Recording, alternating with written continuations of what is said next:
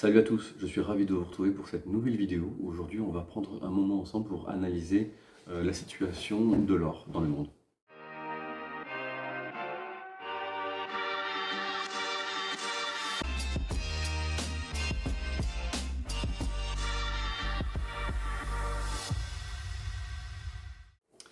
Alors, l'histoire de l'or, on va dire qu'elle remonte à la civilisation, au début de la civilisation humaine pour ce qu'on en sait. Donc j'entends par là l'empire sumérien où on peut supposer que, effectivement, on a supposé enfin, les archéologues ont supposé que l'or servait d'échange d'une façon et de statut social d'une autre manière, on va dire. Voilà.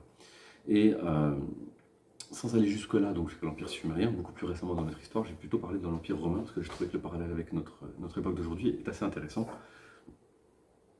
Alors, si vous voulez, l'Empire romain, au fur et à mesure de ses conquêtes, il, il annexait des territoires, mais il spoliait aussi l'or qu'il trouvait sur son passage, sur les territoires qu'il avait conquis. Et il était fondu et utilisé également pour le statut social des principaux dirigeants de l'Empire romain, et puis bien sûr utilisé comme monnaie. Donc on imprimait des sesterces avec, qui étaient donc 100% en or. Ce qu'il y a, c'est que comme tout empire, il y a une phase d'ascension, puis il y a une phase de déclin. Et lors de la phase de déclin, je dirais qu'au niveau de l'Empire romain, les sesterces existaient toujours, mais ils contenaient moins de concentration d'or, jusqu'à ce qu'à la fin, ce ne soit plus que de simples pièces en métal, sans réelle valeur, en tout cas en cuivre ou autre, hein, sans réelle valeur par rapport à l'époque, tout simplement. Et le parallèle que je vais faire aujourd'hui, c'est le suivant, c'est parce qu'aujourd'hui on a une certaine quantité d'or. D'ailleurs, je vous affiche les principales mines dans le monde, ainsi que les principaux pays qui en possèdent le plus. Et comment dire, si on regarde le cours d'aujourd'hui de l'or, tel que vous pouvez le voir sur cette image, en fait on a un cours d'or, on va dire qu'on a 1 gramme d'or, donc c'est en 3 grammes, le gramme d'or, pour ce qu'on appelle une once, pour 131 équivalents, donc 131 grammes de papier virtuel. J'entends par là futur, forward, ETF, swap, option, etc. Donc tous les sous-jacents inhérents à l'or et de façon classique en finance de marché. Et si on devait retirer tous ces sous-jacents, on serait à une once d'or à plus de 360 000 dollars, tout simplement. Voilà. Et c'est pas le pire, hein, parce que là, on a 131 papiers virtuels, donc comme je viens de vous l'expliquer, mais si je prends l'argent, on en a 408 pour une once d'argent. C'est absolument du délire. Je n'ai pas la réponse, je sais qui décide, qui est donc la question qui est la suivante, donc qui décide de quelle quantité d'éléments virtuels on va imprimer par rapport à une matière première. Ça, je n'ai pas la réponse. Parce que du coup, finalement, quelque part, si vous l'avez compris, je pense, mais c'est finalement, si on peut influer sur la quantité d'éléments virtuels qu'on va imprimer pour une matière première, ça veut dire que demain, pour peut-être faire redescendre le cours de l'or, malgré les conflits actuels, on va peut-être décider d'en imprimer davantage, comme il y aurait davantage de disponibilité d'or virtuel, eh bien, la valeur de celui-ci diminuerait. Sauf que l'or physique, hein, en termes sur l'impact qu'il a sur les marchés financiers, n'est que de 10% de la valeur qui est extraite chaque année, entre 10 et 30%. 70 à 90% de l'or extrait va au secteur industriel et bijoutier. Voilà, il faut le savoir. Et donc, là où je veux en venir, c'est que finalement, on peut imaginer ce qu'on est. L'or, si vous voulez, c'est une valeur refuge qui s'appuie beaucoup sur son environnement et sur les besoins de celui-ci pour faire varier son cours, finalement. Et lorsqu'on a, par exemple, une instabilité politique, une instabilité économique, alors politique, des crises dans un pays, une crise politique dans un pays, comme on le voit actuellement en France, mais là c'est plus au niveau mondial l'instabilité politique, comme on l'a d'ailleurs en ce moment, je trouve. Je ne sais pas ce que vous en pensez.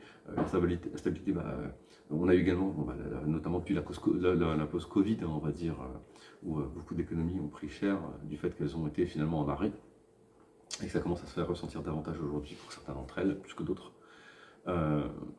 On a également donc les instabilités économiques, j'entends par là des crashs. À chaque fois qu'on a eu un crash, on a bien vu que le cours de l'or s'est envolé parce que celui-ci est une valeur refuge, les gens s'inquiètent et pour se protéger de la forte volatilité, ils vont acheter de l'or. Et bien sûr, dès que la phase de trop forte volatilité est passée, ils reviennent sur les valeurs risquées pour avoir plus de rendement, ce qui fait baisser la demande en or et donc le cours de l'or, c'est mécanique. Et également, je parlais de politique, hein, je vais rajouter également l'environnement guerrier quelque part, hein, parce qu'on est en ce moment, la guerre c'est de la politique c'est de la guerre aussi, donc on a l'Ukraine, le Moyen-Orient, on a cette année la Chine qui avait donné pour date butoir 2025 pour que Taïwan rentre dans les rangs de la Chine, et donc il n'est pas exclu qu'il y ait une guerre, même si Biden avait préparé tous les éléments pour. En tout cas, Trump, lui, de ce que j'ai, de l'un de ses posts, hein, où il expliquait justement qu'il allait faire en sorte que les sociétés de microélectronique installées à Taïwan soient délocalisées de Taïwan. Donc techniquement, il n'y aurait plus d'intérêt, j'imagine, à aller défendre ce territoire. Je ne sais pas ce que Trump a dans sa tête. Auquel cas, techniquement, on éviterait une autre guerre, je ne sais pas. À voir. Quoi qu'il en soit, ce qui est certain, c'est que l'or grimperait à nouveau si d'aventure on entre en guerre avec. Le monde entre en guerre avec Taïwan, hein, tout simplement. Voilà. Qu'est-ce que je voulais encore vous rajouter? Oui, voilà, donc 70 à 90% de l'or extrait va à l'industrie, notamment l'industrie électronique.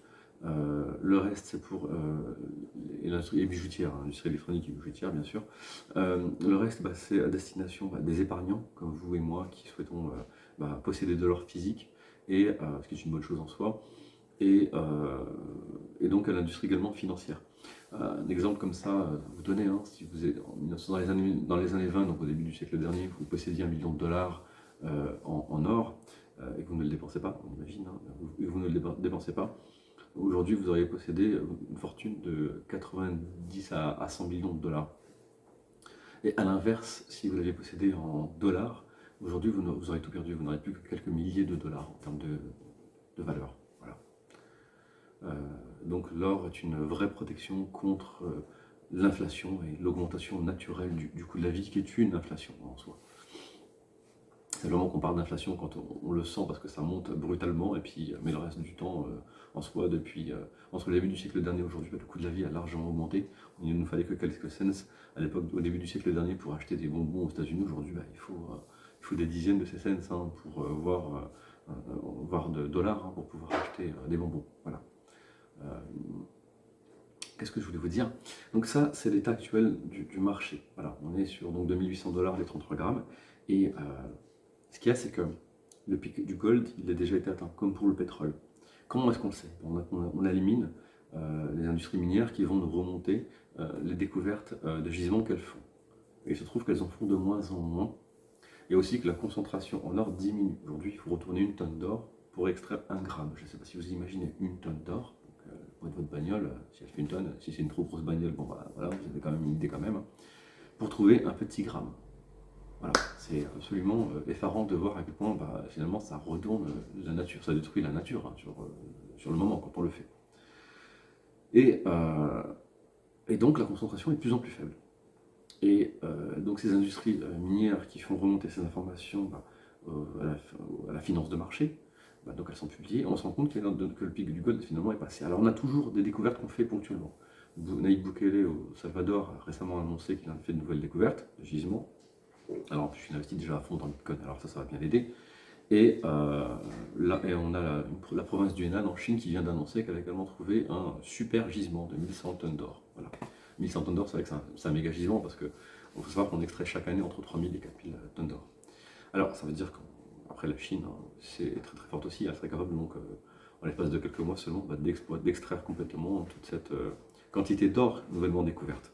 Quoi qu'il en soit, si on sait qu'on en a 54 000 tonnes encore de ce qui a été mesuré à aller chercher sur la surface de la Terre, eh bien ça nous donne 10 ans, 15 ans maximum, en tenant compte du fait qu'on va toujours découvrir de nouveaux filons ici et là, mais toujours, comme je vous l'ai dit, moins concentrés. Allez, on a peut-être 15 ans devant nous d'or. Après, on n'en aura plus. Ce qui nous causera de sérieux soucis si on n'a pas trouvé, on va dire, d'alternative à l'or pour satisfaire tous les besoins que nous avons sur cette matière première. Et en plus, les crashs, on en aura toujours, parce que de tout temps, on en a toujours eu, on en aura toujours. Sans remonter jusqu'à la tulip mania, mais on en a encore aujourd'hui et on continuera d'en avoir forcément. Donc l'or restera toujours indispensable à la civilisation humaine, étonnamment. Alors, petite parenthèse pour ceux qui voudraient me parler du Bitcoin et me dire que non, il va représenter la nouvelle alternative. J'ai envie de dire que c'est faux, parce que si on regarde ce qui s'est passé l'été dernier, lorsqu'on a eu le crash sur le carry trade à cause du yen japonais, eh bien, on s'est rendu compte que l'or s'est apprécié, tandis que s'est déprécié très très légèrement, tandis que le Bitcoin a servi de collatéral, et sur le coup, il a quand même pris une claque, hein, une belle claque d'ailleurs, par rapport à si on compare avec l'or. Donc comme quoi, il y en a un qui sert vraiment de refuge, tandis que l'autre, finalement, je sais pas trop à quoi il sert. Donc voilà, je sens qu'il y en a qui vont tomber dessus avec cette remarque. Alors, finalement, qu'est-ce qu'il nous reste comme solution pour satisfaire nos besoins en or? Il se trouve que je vous l'ai dit, sur la surface de la Terre, il ne nous reste plus que 54 000 tonnes d'or à aller extraire. Et là, le point positif, c'est que je parle des terres émergées. Pardon. Il reste 80% de terres immergées sur lesquelles on peut aller fouiller. L'ennui, c'est que ça coûte très cher. Si on regarde aujourd'hui les sous-marins, on va dire militaires, de type militaire, qui peuvent plonger en profondeur dans les océans, à côté de ça, pour aller explorer vraiment les fonds océaniques comme la fosse des Mariannes, on doit utiliser des robots, on ne peut pas envoyer l'être humain, c'est beaucoup trop de pression à supporter. Et on ne peut pas envoyer non plus ces robots pendant très longtemps, parce que finalement ils ont une autonomie assez faible, et ils doivent en plus subir en permanence la pression qu'il y a au fond des océans. Donc ça devient quelque part inaccessible. Alors sans avoir besoin de plonger jusqu'à dans la fosse des Mariannes, 11 km de profondeur, il y a bien moins profond. Mais quoi qu'il en soit, il faut arriver à fabriquer des machines qui soient capables de supporter ces pressions pendant longtemps. Si on a des grosses machines aujourd'hui qui doivent extraire une tonne de terre pour trouver un gramme d'or, et qui sont dans un environnement, on va dire, où la pression est normale, en tout cas pour l'être humain, il va falloir fabriquer de nouvelles machines qui soient vraiment, vraiment résistantes. Donc là, on parle de recherche et donc de financement de cette recherche pour fabriquer toutes les machines qui sur Terre sont capables de faire ce job, mais qui devront donc demain le faire dans les fonds marins. Et elles vont coûter un sacré paquet d'argent. Donc techniquement, le cours de l'or ne va-t-il pas s'apprécier davantage pour financer justement cette recherche et la fabrication de série de ces machines qui vont devoir aller de façon autonome faire le travail que les êtres humains peuvent, grâce à l'aide de ces machines, faire sur Terre, mais que dans les profondeurs, on ne pourra pas s'y rendre. Voilà. Ce qui nous donne tout un champ des possibles, hein, tout de même, parce que 80% de la surface de la Terre qui est immergée et qui est à exploiter, on va dire, à explorer, c'est un nouvel Eldorado, hein, quelque part. Donc voilà, je ne sais pas ce que vous en pensez, mais tel que je le vois, j'ai l'impression que le cours de l'or va facilement grimper à 20 000 $ et 33 grammes d'ici 10 à 15 ans, et à minima, bien sûr. Et sauf si en face on imprime toujours plus d'éléments virtuels, comme je vous l'ai dit, ça moi je n'ai pas la maîtrise. Donc ce que je vous dis, c'est vraiment pas un conseil en investissement, c'est juste je vous pose les éléments, je vous donne des éléments de justification derrière, les poses des uns des autres, les articles également sur lesquels je m'appuie pour vous faire ce retour. Puis après, libre à vous de faire vos choix, hein, de votre côté, tout simplement. Bon, pour ma part, j'en ai terminé, et je vous dis à bientôt pour une nouvelle vidéo. Allez, ciao, ciao.